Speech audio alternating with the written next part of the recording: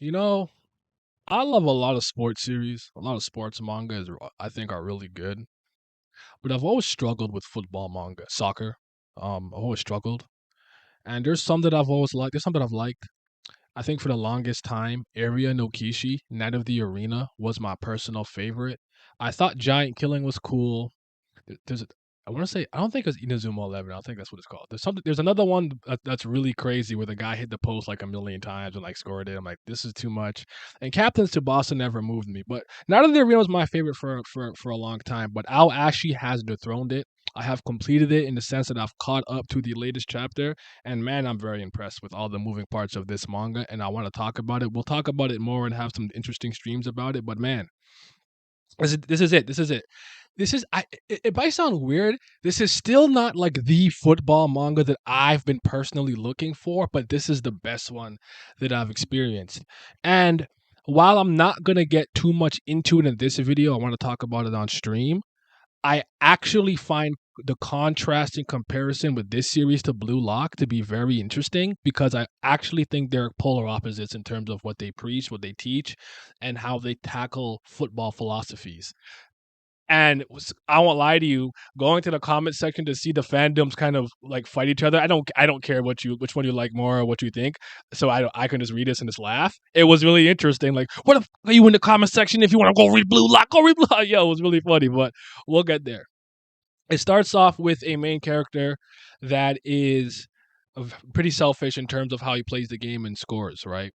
But slowly but surely you start to understand the small strengths that he has. I think he has an eidetic or photographic memory. I don't know if those are different things. I think like eidetic memories, like if I don't know if it's like placement of things, and photographic is if you see a place you can like recall. I don't know if that's different, but it's really good. Now, I don't know if you guys agree with this, and spoilers for like Nine No Ace if that's something that you are not caught up in or want to read. But I find that a lot of series, when they have a very, very powerful, potent relationship where the main character has a relationship with somebody who has to teach him things, even if it's adversarial or it's a low key rivalry or it starts off adversarial, I think it does a lot for the series. And what I have to say about this series is that I think there is a relationship on par, if not better, than Chris Senpai and Sawamura from Ace of Diamond, and that's actually a Kutsu and Ashito. I couldn't believe it because I did not like. I said a Kutsu. I don't know if I'm a Kutsu.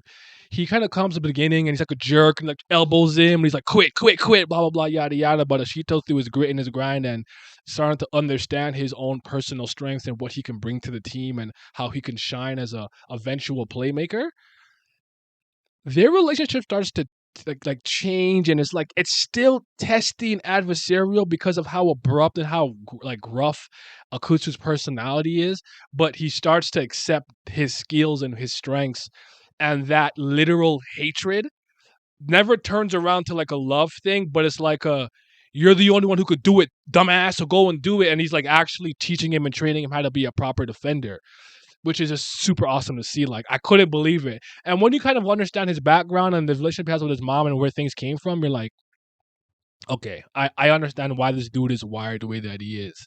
But can you please treat my son better? You punk. But yeah, man, it's great. I find that I think every sports series has its strengths and weaknesses depending on how it wants to tackle it. But I think personally, the best formula is have a lot of training. You don't just focus on matches, but you want your series to be focused on the sport, but you still want some ancillary outside things happening that intersect with it. So what I really like about it is that like he comes from a low income family. His brother has to work part time, works a bunch of extra shifts to get him like good new cleats because his cleats have been worn out and it's making it harder for him to play. His mom has to work a lot of shifts because she's a single parent too, right? So he doesn't come from a lot, and that's also can bleed into his hunger and his drive to become a pro to get money for them. Like there's other things that are affecting him emotionally and pushing him to become a professional football player. I love that. There's romance in the series. He has two love interests. I would say. I was like, okay, it's not even like the tickle butt version of it, where it's just like, oh, here's the girl that you know that he kind of likes or grew up in his hometown, and the one like it's not even like that. It's like actual like some of them have confessed to him. I'm like, okay, I like one because to me to be a professional you have to be able to balance all the moving parts of your life. That's social, that's financial, that's familial, that's romantic, that's the part where you have to talk to the fans, then the actual football itself. Like that, I think that's a good thing, and I think it's balanced so well. All the characters are interesting with different backstories and lives, like the coach of the team. Where he played in La Liga for a little bit. That's it's super cool to see that, and you understand why one of the love interests. I don't remember her name right now. I'm so sorry. The blonde girl who doesn't know much about football. Not the one who wants to become a coach, the one who wants to become like a physical trainer and a doctor and all those things. You get to understand her motivations and why when she sees certain things about Ashito, she feels a type of way. So it's really good, man. I'm very, very, very excited about that. But yeah, like Kuroko no Basket, I don't think has enough training. It just kind of focuses on matches and it focuses on special people and whatnot. The original Prince of Tennis, I kind of always am not unsure of what to do with like Echizen Ryoma because I understand that his dad was like the GOAT. And he plays his dad every day and loses his dad every day. So you can say that he sees the pinnacle of what professional tennis is on a day-to-day basis. And that's why even though he faces 12-year-olds, 13-year-olds, 14-year-olds, 15-year-olds that are very talented, he can always beat them at the end of the day. I understand that. But I've always found the formula for creating a interesting character that you truly want to see grow and get better is big fish in a small pond. They're not untalented. They're good and they have traits about them, whether mentally, physically, in terms of combination of the two that other people don't have. But because they were never in an environment that honed those very skills, that honed those instincts, that trained those very specific techniques, they're behind the curve of people who have been doing this for a long time, but they have their own unique characteristics that will help them catch up. Sawamura is the way that he pitches in the sub. Something to do with his ligaments and joints and how his moving fastballs swirl everywhere, right? With Ashito, it's his IQ. He's not actually intelligent in terms of book smarts, but he can remember everything that he sees. And he has like the eagle eye, the eagle vision, whatever you want to call it, where he has incredible scope, like a bird's eye, top down, incredible scope view of the entire pitch, and that allows him to see where openings are, or people are going to move, and as he's actually cutting his teeth, you know, say iron sharpens iron. He's actually getting so much better by playing with the people in the environment that are going to actually take him to the next level. I do still think you can become really good. Um, in a bad environment. But I do think that being in an environment where everybody is skilled in different ways will always take you to the pinnacle, to the next level, more often than not. So I like that. Now, again, unlike Blue Lock, which is striker focused, he's a striker that becomes a fullback, that becomes a playmaking fullback. Like they actually took him from forward, put him in back. Now, personally speaking, I think he's a defensive midfielder. I think that's the best spot for him. I don't know if he'll get there, but I do think he's a playmaking fullback with a great ability to score when it counts most. Taking away his egotistical, selfish nature to just want to score goals has opened up a variety of things he can do on the pitch playing football. And it's been an absolute treat to watch him grow. The same way I've absolutely adored watching someone like Agent Saramura grow in Dino Ace. So it's been really good like, in that sense. Um okay, so I want to say a couple of things that I found that it was that I had similarities and overlap with Blue Lock. And one is the chemical reaction. I don't know if that's a Japanese thing because it's something I see a lot in sports manga where they talk about two people working together for a chemical reaction. So there's the concept of that being a thing. Asogi and Ashito are both non-physical, physically imposing players who are super athletic, but their minds for the game are very strong. I think Asogi he's like a puzzle and he can like see all the moving parts of the game in the field and he's always thinking. Ashito is the same way with his eagle eye and looking at openings and whatnot. I'm like, that's interesting where both characters kind of have a similar skill set, but it's showcased in a different way. So that's really cool to see. And there is some egoist talk in it. But this series unpacks it while the other one leans into it more and more. So I really thought it was fascinating. So it's interesting to talk about. I'm gonna have a stream where I talk about the differences between them, which I really which I really like. There's a lot of really good characters. My favorite character actually probably being the MC.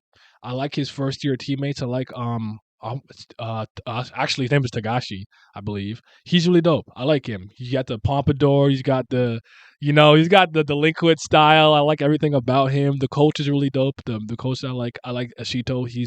He's amazing. Akutsu really grew on me. I ended up liking, and there's a couple of other things that I really like about this series. I think it tackles football philosophy in a way that I agree with. I think it could teach you a lot about the different leagues, La Ligas, and players there, and what happened. Not La Liga, I'm sorry. The top five European leagues. So Liga, Bundesliga, La Liga, English Premier League, and Serie A. So like, and I think, and I like how they talk about certain players and the difference, and like how like breaking in internationally, it's hard because you get a culture shock. Like going from Japan to Spain is not easy. It's quite hard, and and football is their lifeblood. And if you're not performing, they don't like that. Like do better, learn the language and the culture and things of that nature. I just think that you'll get like if you're someone who doesn't understand football, if you read this and you finish it, you'll understand it a lot better. It's also not very exaggerated. It's pretty realistic, all things considered. You're not going to see crazy, fantastical. He did a triple backflip off foot, off balance, over to the keeper, bicycle, scissor kick. Like you're not gonna see stuff like that, but I think they keep it interesting with how they present it. I would be interested to see the anime for this though. I haven't watched it, but that was super cool, man. I like it. Man, it's got a good cast. It's got a good team. It's got a good team building, talking about Japanese football and starting a youth league, a J League, and how that contrasts with high school football and how Japanese players grow and whatnot. And then you have some foreign players on Japanese soil, like on soil, like someone from I think one of them is Croatian, I think. And so it's just super dope, man. Like I am very pleased with what I've read, and I'm excited to talk about it more. I'm mostly excited to have the contrasted comparison with Blue Lock. So stay tuned for that. That's going to be thing. I'm looking at my little reference here. Did I miss anything? Yeah, man, it's good. It's good. So it's soccer focused. I highly recommend it. If I hope I didn't spoil too much for anybody who doesn't really read it, but this was the one, man. This was the one. This was my favorite soccer manga that I've read, like ever. So I'm excited to read more. I'm gonna leave it at that, man. I'm gonna leave it at that.